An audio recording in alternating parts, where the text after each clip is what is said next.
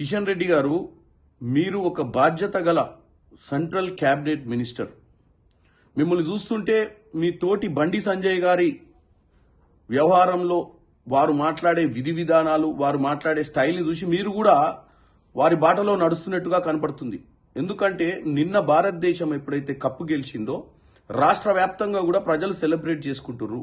Tank బండి మీద కూడా చాలా మంది అక్కడికి చేరి ఆ విజయాన్ని వాళ్ళందరూ కూడా సెలబ్రేట్ చేసుకున్నటువంటి పరిస్థితి మనం గమనించినాము.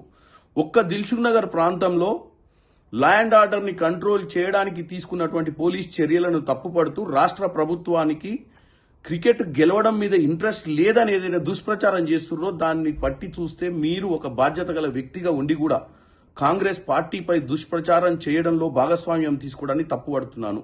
మీరంటే మాకు చాలా గౌరవం, మా పార్లమెంట్ సభ్యులందరికీ. కానీ మీరు ఇలాంటి చిల్లర మల్లర రాజకీయాలు చేసి పనికిరాని విషయాలలో ఏదైతే వాస్తవాలు కాదో వాటిని మాట్లాడటాన్ని మేము తప్పుపడుతున్నాం. దయచేసి మీరు ఇటువంటివి మానుకోండి అని కోరుకుంటున్నాను.